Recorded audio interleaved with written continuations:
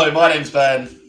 And my name is Josh. And welcome back to FPL Graduates, and welcome back to, finally, another game week. We're buzzing. I might be a little bit more buzzing than Josh, though.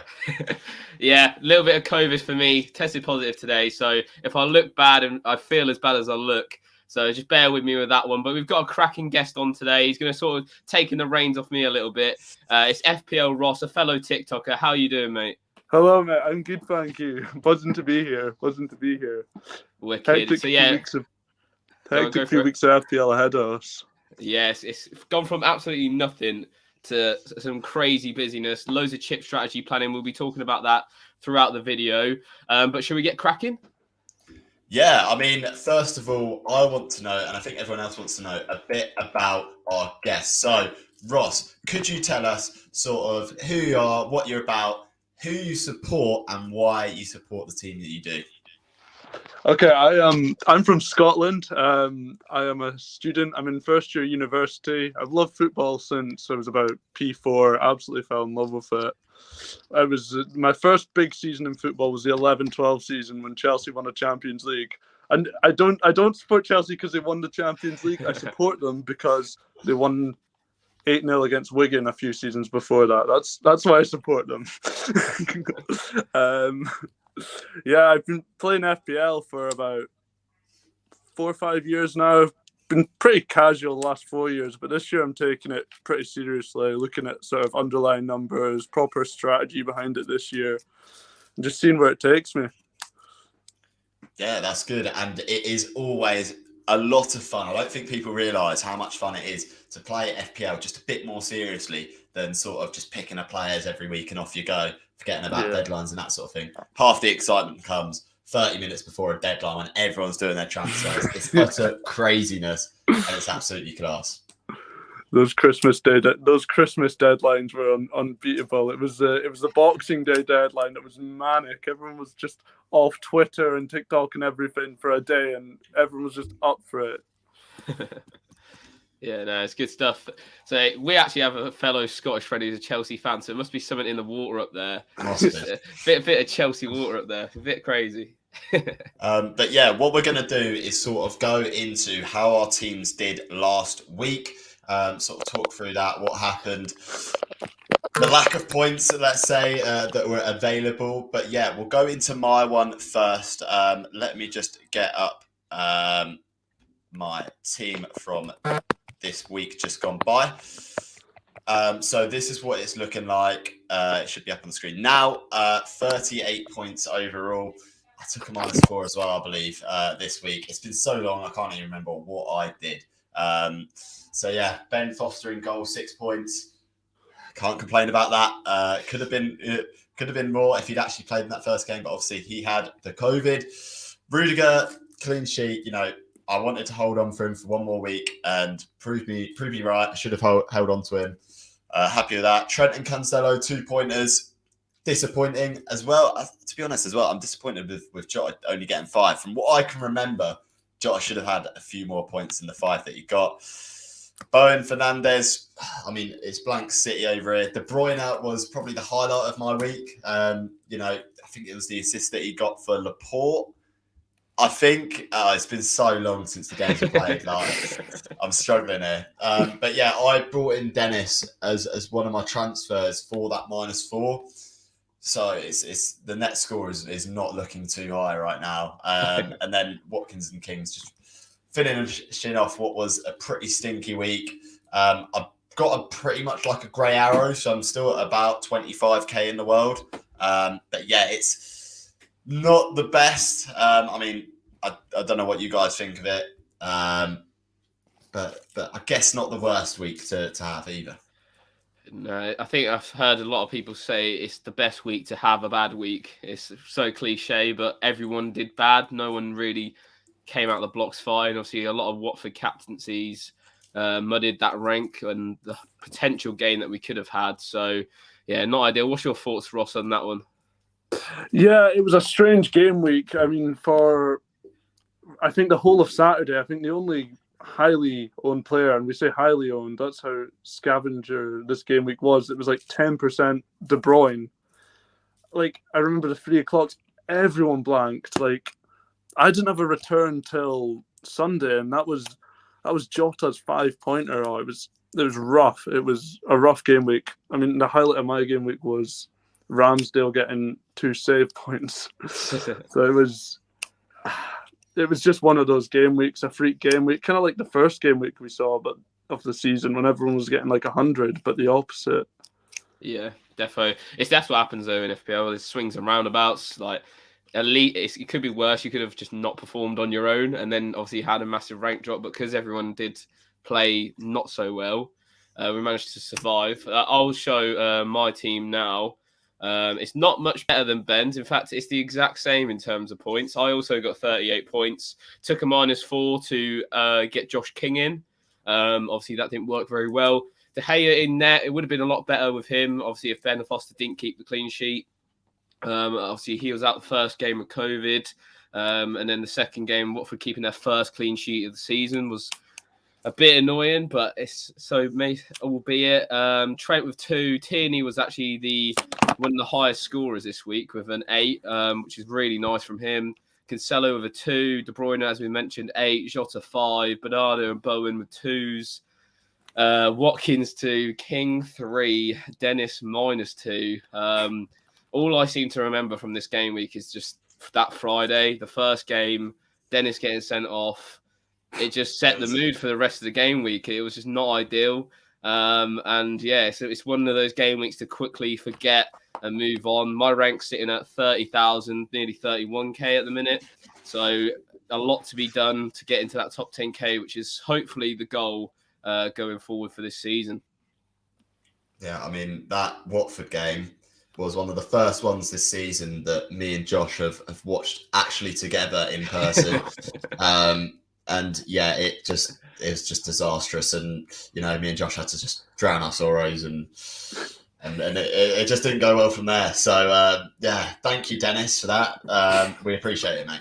Yeah, Dennis was on the beers that night, that was for sure. I thought the booking in the first half was bad. And then...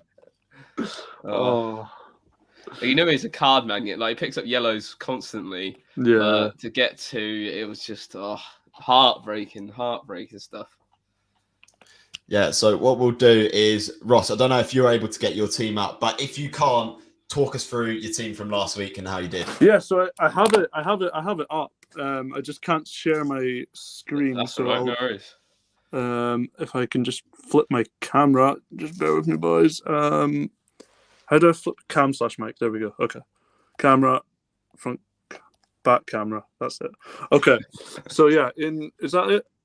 Yeah, you see it. Yeah, go for it. Yeah. Okay, brilliant. So in goal we got Ramsdale. I'm just going to keep it on there because that is the absolute highlight of my game week. Ramsdale's 2 save points and a clean sheet against Burnley. 26 points overall. Ramsdale and Jota were my only returns. I mean, I was buzzing that Fernandes got a clean sheet point. Like, that's the kind of game week it was. Poor decision. Oh, I say poor. It was probably the right decision to go Alonso over Rudiger because I didn't expect Chelsea to get a clean sheet, and I thought Alonso might get an attacking return. The City clean sheet you can normally bank on. That didn't happen. Calvert-Lewin, I don't know. That was a really poor decision for me to bring him in. He's not even got a double soon. And then the Holy Grail, Dennis captain. So we got like a 40% rank drop or something like that. It was not the best game week at all. Probably one of my worst in history. I think a game week rank of 7.4 million. That is rough. 26 points. I'm not going to be horrible, but that is. I don't know if I've seen lower this week, to be honest. I'm not sure either. I'm going to be honest. So we'll crack on into the future. We're looking forward now. Game week 23 was an absolute mess. So we'll look forward to game week 24 and beyond. What's next, Ben? Yeah, so next on the agenda is my favourite part of the show. Josh knows what it is. It is Test Your Guest time. So Josh, could you just explain to everyone what Test Your Guest is? Yeah, so Ross is going to have 60 seconds on the clock to answer as many questions FPL/Chelsea related as possible. Please play along in the comments if you think you know the answers as well. See how many you get. I think our highest score has got to be around 10, I think, this season, set by an FPL juicer. I want to say Roberto. I'm not sure if that's correct, though. Might have been. We'll have to look back at the VAR footage and see what Let's we're go. saying. But yeah, Josh, have you got a minute on the timer?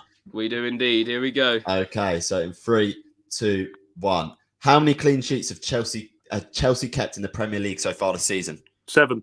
10. Who is the only player to have received a red card for Chelsea in the Premier League this season? Reece James. Correct. Who is Chelsea's top scorer in the Premier League so far this season? Oh man, brain block here. Pass. It was Mason Mount. And how many goals has Mason Mount scored in the Premier League this season? 6. 7. Name a Chelsea player to have 5 or more yellow cards so far in the Premier League this season. Alonso. Correct. Who is the highest owned Chelsea asset on FPL? Alonso. Rudiger. Which Chelsea asset has fallen in value the most since the start of the season? Azpilicueta. Havertz. Which Chelsea asset scored the most points in Gameweek 23? Rudiger. No. Thiago Silva. How many points did Thiago Silva score? 13. He did get 13. Boom, you got 3. To be honest, we've had a lot worse. You may think that is really bad, but it isn't. We've had 0, so it's not a bad showing from you. What's your thoughts on that? No, it was if you went back in Chelsea history, there was a point in I think it was the 2011-12 season. I was just absolutely obsessed. I knew every single Premier League score, so I was hoping that you could have some Chelsea history. But yeah, this season, I'll take it. 3's okay. Not too shabby. We'll go through some quick comments in the chat. Glenn's about saying legends. We love you, Glenn. Good old boy. Which keeper to get under 5 million? This is an interesting one because there are a few options, especially if you're planning long term. Who would you say, Ross, is the go-to options right now? Under 5 million. 5 million. Honestly, I think Robert Sanchez is a great option. He's really good value. Brighton, they don't concede a lot of chances. And recently, Sanchez has been a bit of a save point magnet. He's also really rotatable with Ramsdale. Yeah. Right now, I've got Sanchez and Ramsdale, and there's 2 double game weeks for them coming up. I would go Sanchez under 5. Yeah, I definitely agree. I was looking at a wildcard draft, and those 2, Ramsdale and Sanchez, have to be in there. They rotate in the blanks really nicely as well. So they're great options going forward. Oscar's out here saying his 51 points good. You hate to see it. Salah back in training tomorrow. I saw people tracking his flight today. Yeah, he's back in England. Yeah, he's already back in Liverpool. So that's interesting stuff. Get Salah. He will defo play against Leicester, says ST. It seems like he has a lot of intel on Salah, this man. What's your thoughts on Salah, Ross? Are you looking to bring him in for this Leicester and Burnley game, or are you going to hold off for the double in 26? I can see him being rested at least once. And personally, I brought Bruno in as a Salah placeholder. And that double game week just does it for me. For Bruno, I think Bruno in 3 games, I would say it's not worth the early transfer for him to outscore Salah over 2 games. I think Bruno over 3 games is a better option than Salah, who's potentially not going to start over 2 games. Yeah, definitely agree with that. If you got Bruno, I'd keep him for now. Oscar is asking, can we make a wildcard team? Funny you mentioned that, because we will be coming on to that very shortly. So bear with us, Oscar, and we'll get there. But yeah, we're going to be talking a bit about the future game weeks. Obviously, this stream is mainly about chip strategy. I made a video yesterday about it. What is your current plans, Ross, in terms of your chips? What ones do you have left, and what are you planning to do with them? I've held both my free hits because I managed to navigate the Christmas period just honestly by luck. I'm not going to beat around the bush. I got really lucky over the Christmas period. I took a few -4s here and there, but the worst I had was 10 players, which for me didn't warrant a free hit. I think for anyone thinking about a free hit, you have to think about the players gained. Like, this is the thing about chip strategies. It's really individual to you. So, for example, there's a blank game week in 27. If you have 3 Arsenal assets, 2 Chelsea assets, and 3 Liverpool assets, then you should free hit. But you might not have that. So I think something important for viewers is whatever we say, you need to apply it to your team. Yeah, 100%. Not all chip strategies are going to work for me. Say mine will be different to yours and yours will be different to Ben. So that's definitely something to take into consideration. Just think what is best. Obviously, free hits, a lot of people look at them 2 different ways. You can look at them, they're good for blank game weeks because obviously you can get players that you aren't going to use necessarily the week after, or you can use them in the doubles as well. Obviously, game week 36 is a big double game week.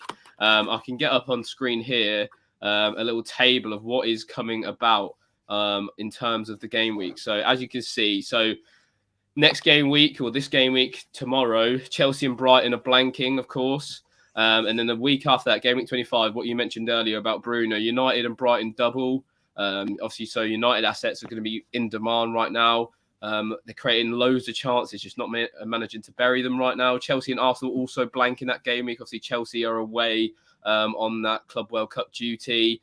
Game week 26 is the big game week at the minute. Liverpool face Norwich and Leeds. What's your thoughts, Ben? Do you reckon Salah's going to play against Leeds and Norwich? Because obviously the Champions League mixed in there as well.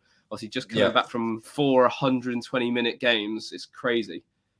Yeah, so my thoughts on it are that I think he's going to get limited minutes in the Leicester game, if any at all. And I wouldn't be surprised if he wasn't in the squad. He's just played 4 times 120 minutes and lost in the final. Like, any player is going to need a bit of mental time to recover from something like that, especially on penalties, and especially as he wasn't even able to take a penalty. Like, that's going to weigh on his mind a bit, in my opinion. I think he's going to get sort of limited minutes in the Burnley game. I think he'll get 30 minutes off the bench, and then Klopp will play him for that Norwich and that Leeds game and sort of integrate him back in slowly. So I think that double sort of is almost timed perfectly for the return of Salah. Yeah, I think I have to agree with you there. I'd expect him to play. I think people have been asking, and when I've said I expect him to play at least 150 across the 2 games, whether that be 90 or 60 or something like that. I think you might see him get substituted in maybe one of the games, but I think you'll see a good minute ratio, and especially Salah against those sort of teams. Like, he doesn't necessarily need 90 minutes in both games to get you a haul as well. So that's a good one there. Game week 27 is a blank. Obviously, as you mentioned, Arsenal, Chelsea and Liverpool, Leicester as well, blank. Burnley could double, so they could double in 26 and 27, which is interesting. Fixture swing comes around in game week 28 with Chelsea, Wolves and Leicester with good fixtures. United turn bad fixtures after their really good run. Game week 30 is the big blank, so that's where all of the FA Cup fixtures come into play. So there's only 3 games going ahead in game week 30 at the minute. Obviously, there's one more round of FA Cup to come before then. And then the other big notable game week is going to be game week 36, which is the huge double due to game week 30's blanking of the FA Cup fixtures. So with all that said, what is your initial plan right now, Ross? Obviously, you're in a great shape with 2 free hits to use as well. So obviously, you can navigate it how and when you want. Are you looking to probably hold off on that wild card, I'd imagine? Yeah, I mean, I look at my squad, and apart from I've got the double Chelsea boys. I'll bring up my squad here. I've got 2 Chelsea boys, but apart from that, I'd say my squad's in decent shape. Like, it's just the depth. It's Archer, but I don't really need 15 active players. Like, I'm fairly happy with it. I don't think it's wildcardable. I'm going to transfer one of the Chelsea boys out, get probably Reguilon in, and I will probably be free hitting in 27 because ideally I want to bring in an Arsenal defender for that double because that's a really nice double. And then 27 I'll have Salah in as well for Bruno, so that'll be free Liverpool, 2 Arsenal and 1 Chelsea. So I think that warrants a free hit. And also, something about that blank game week 27, it could be a rare one where we have a blank and a double because Burnley and potentially Southampton could double. So you could really take advantage of that. I like to think of free hits and stuff when you use a chip in terms of fixtures gained and also the quality. So fixtures gained, you'd gain a lot from the blanking and the double. It's just whether the quality of Burnley and Southampton would warrant it. Yeah, definitely. It's something to take note of, especially after that Watford double game week. Obviously, everyone went tenfold into them and didn't really produce the goods over those two fixtures. Ben, what's your thoughts in terms of chips? Are you looking to use your wild card anytime soon, or are you going to be holding off until as long as possible? Yeah, I'm going to hold off on the wild card until probably game week 34 or game week 35 to wild card into a bench boost. I think it's important to sort of like take advantage of that last big double game week. And then in terms of what else I can use, triple captain is obviously going to be the Salah one for 26. And then it's just the one free hit I have left. And I've basically got to make a decision whether I want to use that in 27, 30 or 33. I doubt I'm going to use it in 27, so it's probably going to be a case of whether I use it in 30 or 33. I've basically just got to work out whether I think it's worth sort of trying to navigate 30 with less players, and then just go and attack 33 with the potential double.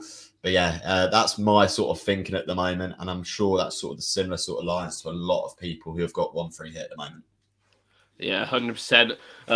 I've been playing around with a wildcard draft, so just in case I wanted to use it, I wanted to see what I could do. Obviously, if you wildcard now, you can plan ahead quite nicely for these big doubles and maybe not have to use a free hit in 27, because obviously I only have one free hit like Ben. So here's a little draft that I put together today. The idea is to probably move to Salah when it comes to game week 26, rather than having him in off the bat. So Ramsdale, Sanchez in goal. We spoke about them earlier. They are the most ideal goalkeeper pairing if you're looking to wildcard right now. Obviously, it's a bit more expensive than maybe having Ben Foster, but it's so much worth it because they rotate when they blank. They don't miss a game week together. So really good options and both defensively sound teams. In defence, we've got double Liverpool. Obviously, we're trying to make the most of that double in game week 26 when they face Leeds and Norwich. Semedo's in there. Wolves' defence has been really good. They're going on a good fixture run. And they also do play in the blank as well. Cancelo, of course. City, we've got Brentford and Norwich in their next two. Cancelo is almost going to be there throughout the whole of the rest of the season. I imagine he's just been unreal this year. Dallow's in there for that game week 25 double. Obviously, his place is up for grabs really with Wan-Bissaka, but I expect him to probably play the majority of minutes in that team. Midfield-wise, Elise's in there. Obviously, a lot of people on Twitter probably quite worried. Probably quite worried about his minutes. But I think going forward, we'll see him play a lot more. He's been fantastic for Palace this second half of the season. Obviously, there's other options you could probably go for Palace. I wouldn't go Gallagher, though, because he won't play two games in their double because he is obviously not cup tied, but he can't play against his lonely club in Chelsea. De Bruyne's there. He's the placeholder for Salah. Obviously, he has Brentford and Norwich in the next two. And then I think after that, I'd transfer him out and get Salah in for that double. Alanga's in there. I think at that price, he's worth it in terms of potentially the double for United in 25. Obviously, you could choose a lot of different players. There's 1.3 in the bank, so you could even upgrade that to like a £6 million midfielder. Rafinha, Leeds, again, they double. Not the best double, but they also don't blank. So that's really important to remember. And if anyone's going to do anything for Leeds, it's going to be that man. Jarrod Bowen, in the form of his career right now, can't take him out despite there being no doubles or blanks for West Ham. Ronaldo's in there. Obviously, the double for United is just too tempting to not have a United attacker, whether it's Bruno, whether it's Ronaldo. And then we've got Dennis still, because he does double still. And I think, although he did get a red card, the guy's been very good other than that. So I think he's still a great option to choose from. Obviously, you could choose from Edouard if you didn't fancy Elise as well. He's a really good option going forward. And then obviously Neil Maupay for the Game Week 25 double two. Again, you can maybe move him on to Weghorst or a Burnley asset, as they might double twice. So there's a little wildcard draft. Is there anyone in that team that you would choose, or anyone not in that team that you would go for, either of you? I'm not sure about Alanga's minutes. Yes. But at that value, to have him on the bench could be worth it. And also Dalot's minutes. I like it. It's a really strong squad. Like, you're going to get a lot of minutes, 15 playing players. It's ideal, especially in these times. I've been considering Reguilon or Dalot, and the reason I'm not leaning towards Reguilon is Dalot's minutes. Is he nailed? Yes, it's always a 50-50, I think, with United at full-back. I don't think you can choose either left-back or right-back and be certain that they're going to play every single week. But then again, are you going to shell out $5.5 million for Varane or Maguire when they're defensively not very sound? It's half a dozen of one, half a dozen of the other. I think with Elanga, it's probably worth the risk at 4.8 if you fancy to hop into the 25. Obviously, if he doesn't play, he can just sit on your bench at 4.8 million. It's not going to really cost you too much. Anyone for you, Ben? What a player Michael Elise is. I'm just thinking, I might have to get him in, I've been banging his drum for pretty much half my life. He's that good. So I'm definitely tempted to sort of get him in. The 26, the double. Chelsea, he'll probably score against them because he played, when he was sort of between the ages of 8 and 10, he played for them. So I think he'll probably score against them. And then Watford can't defend. So Elise is probably the man to have right now. Surprised it's not double the price. Great player. The only one I'd be concerned about maybe is the inconsistencies in that United team. Going forward and at the back. I'm tempted to get Dalot in because he's great value regardless. I think 4.5 million for a Manchester United defender at fullback's very good value. But like Ross said, Elanga, minutes concern. Ronaldo, again, it's a concern. You're paying 12.5 million for a striker in a United team that isn't firing. But yeah, other than that, really strong. I think having at least one Wolves defender in is a good idea. Whether you could get more value on Ait Nouri, I'm not sure. Obviously, we know Johnny's coming back in. So we'll have to wait and see about that one. But yeah, it's a decent team, a decent setup if you were to wildcard this week. Yeah, I like it. I think long term it's good to have that Wolves defender there for the fixture swing. Their fixtures turn quite nicely in 28. So long term, that's good to have the Wolves boy in Semedo. Yeah, I definitely agree. I think with Semedo as well, you sort of get rid of that risk, I suppose you could say, of Ait Nouri. We will see Marcel, Johnny, they're both fit now. So there could be definite rotation there. The only thing I'd say is Johnny can play right back as well. So it might be worth sort of going Cody or Kilman if you want to be really safe with it. Exactly. Cody and Kilman have actually scored more points than Semedo this season as well. So it's not as if they're bad options either. But if you need to save cash as well, you could also go for those guys. I think Kilman's 0.3 cheaper than Semedo. I think the thoughts with this team in terms of transfers, you'd probably stick for 2 weeks, not making transfers. And then you'd move De Bruyne to Salah, Ronaldo to Kane. And then after that, obviously, that double United have. And you should be looking pretty rosy going forward. So that is the wildcard draft done and dusted. Whether I hit the wildcard yet, we'll wait and see. There's still 24 hours to go, baby. That is sounding very tempting from Josh's perspective. And I'll be encouraging him over the sort of next 24 hours to do that indeed. Let's move on. Let's talk about something else that I think is going to be very intriguing for Gameweek 24 is the captaincy pick. Now, seeing on Twitter, I've seen a few posts of people asking everyone who their captain is, and I've seen a very, very spread captaincy, potentially the biggest spread of captaincy this season. Ross, what are your thoughts on captaincy selection for Gameweek 24? I think the safest options are either Jota, Cancelo, or Trent. I think Jota's in red-hot form. I would argue he has the highest ceiling, but Trent and Cancelo are also two very reliable options. It'd be one of those three for me. Interesting. I'm going to mention someone you haven't said, and I think he'll be my captain this week. It's going to be Kevin De Bruyne. He's in also red-hot form. He started, I think, City's last 7 Premier League games, so I expect him to play this week. I think if you have him, he's almost a certainty. Obviously, if you don't have him, it's going to be a lot difficult. I think any of those options you mentioned are great. But I think if you had to pick someone, I'm picking De Bruyne. What's your thoughts, Ben? I'm going to have to agree with Josh on this one. I think De Bruyne has been set on my captain since Game Week 23 started. That's how long I've had the sort of captaincy on Yeah. him for.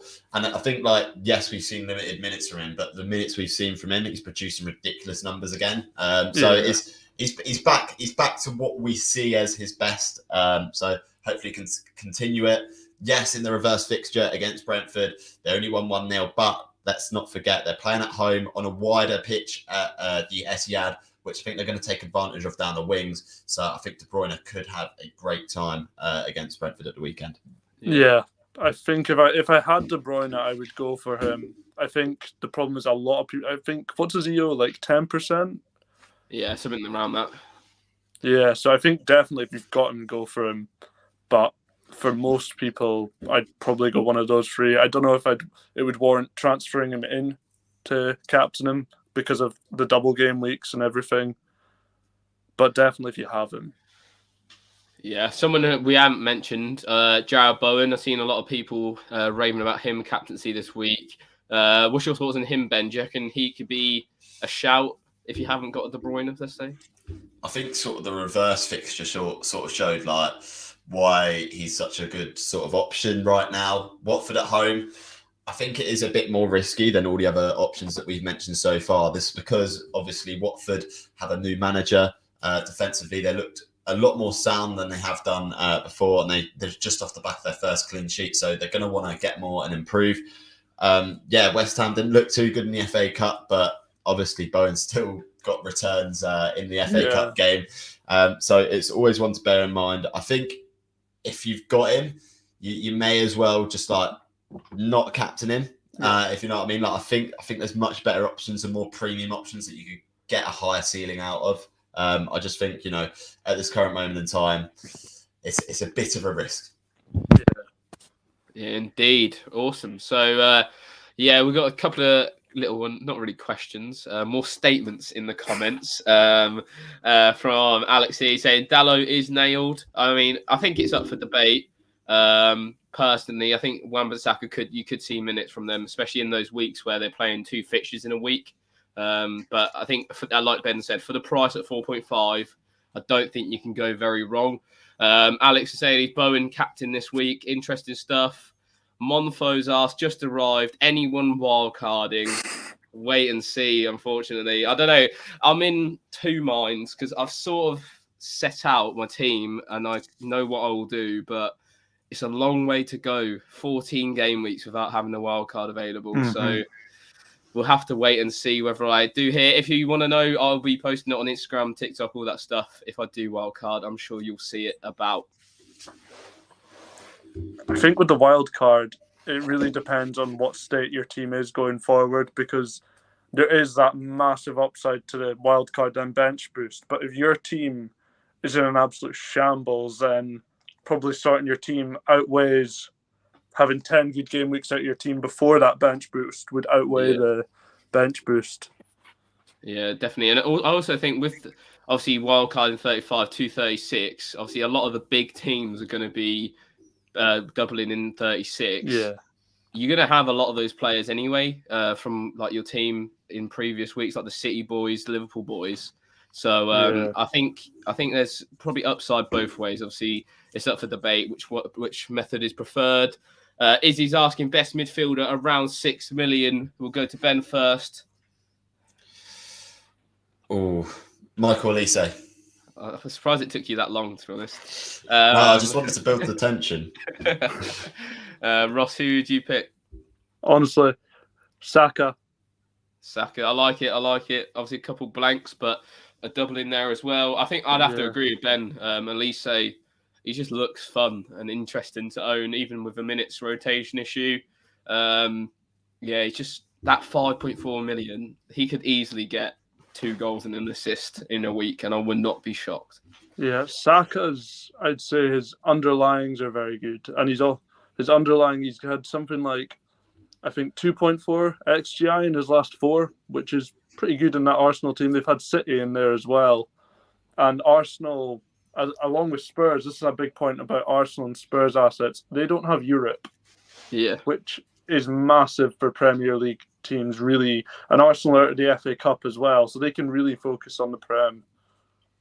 Yeah, I think they only have like 14 games left of the season or something stupid like that. So, yeah, definitely good teams to target as well. But I think that'll wrap up today's episode, Ben. Yeah, it does indeed. First of all, we want to say thank you to Ross. Thank you for coming on. Hope you enjoyed yourself, mate. Nah, no worries. Cheers for having me. Really appreciate it. Really good to speak to you for the first time. I've followed you since 2020, so it's really nice to speak to you. Awesome stuff. All of his links are in the comment or in the description down below. His Twitter and TikTok. Make sure you go drop him a follow. He's producing some good content over there. But yeah, wait and see until if I wildcard tomorrow. Ben's going to be in my ear all of tomorrow, so can't wait for that. We'll wait and see. Of course I am. And yeah, we're looking forward to the FPL deadline. Of course, we'll be getting out content around the FPL deadline. Any news that you want to hear, it's over on Twitter. And yeah, as always, please remember to like, comment, and subscribe. My name's Ben. My name's Josh. My name's Ross. And we'll see you guys later. Have a good game week, everyone.